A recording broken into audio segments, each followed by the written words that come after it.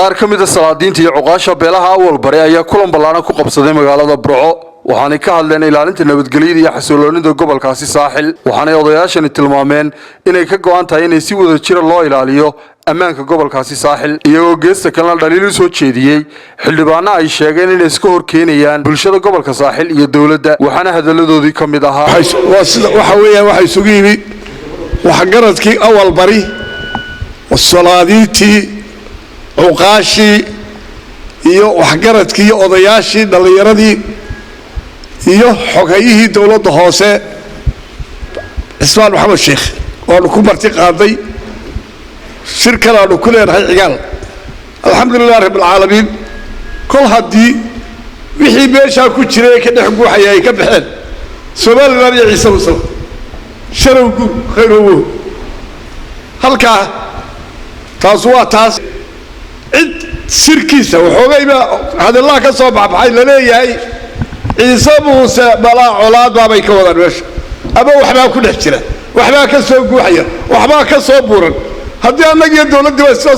saxday ilaa wax xumaano ku jira Soomaaliland ugu jira beelaha islaamka ee dhalinyarada Soomaaliland ku jira aanan ku qabarin oo aanu nabad ku baaqayno berberi waa hooyadii dadka wax nabadgelyo xumaa iyo wax xumaana iyo wax ay maanta hadda leed maayo beelaha tolkood iyo walaaladooda kula dhaqmayso iyo waxay dawladda kula soo jeedo iyo waxay midna haruba ugu haysay imankana oo haysa ma jirto bariyahan dambe waxa la isla dhexmarayay xubno kamida beesha Ciise Muuse ayaa waran laga fidiyay oo la leeyahay colaad bay ku baaqeen inay jirtiyo in kale anagu kuwa imika hubna miihin arintaas inay jirtiyo in kale ma cadeyn karayno laakiin waxaan leenahay beesha Ciise Muuse kundigeeda iyo salkeeda iyo barideedu waa nabad cid walbana nabad inay kuna noolaatay ugu baaqaysaa anu waxaan ka hadlaynaa hadalada beenta ee laga fidiyay Ciise Muuse war xuma tashiilka istaaga meelahaas waxaan leenahay beeshu waa nabad beelaha nabad baan kula nool dawladda nabad baan kula noolaan beelaha nabad baan kula nool Soomaaliland waa nabad halka saaka shirkana sugan waxaan ka hadlaynaa nabadgelyada waxa ay dhagaha iyagu maqlayaan waxa ay xan ku maqlayaan Ciise Muuse nabadgelyo darre wadaan nabadgelyo darre jirta nabadgelyo darre wadaan waxaan leenahay warkaasi waa been waxaan wadnaa nabadgelyo war ka baxay ilaacadaha ama miidiyaha oo la leeyahay waxa ka yimi nin xildhibaan oo Saciid Cilmi Rooble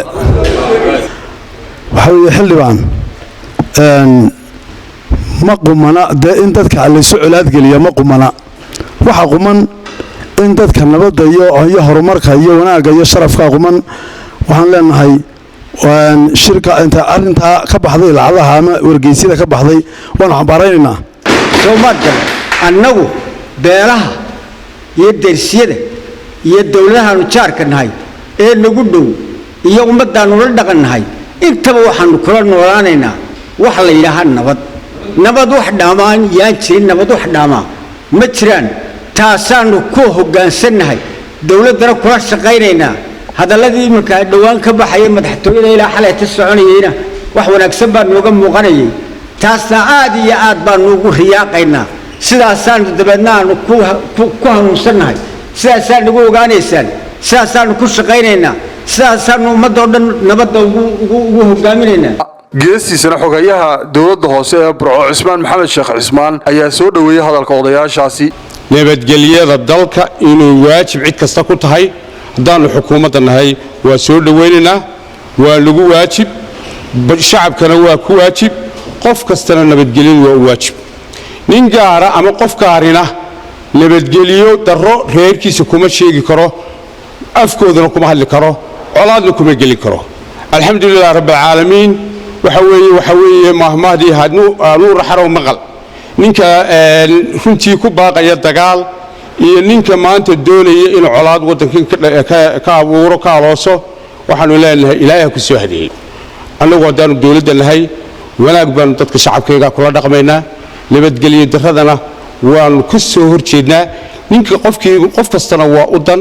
shakhsi kasta waa u dan ka ku baaqaya colaad waa u dan nabadgelyadu xukuumadda waa u dan shacabka waa u dan gacmo wada jir bay ay wax ku gooyaan bay Soomaalidu ku mahmahdaa waa Bashiir Ibraahim Qayir Bulsha TV Burco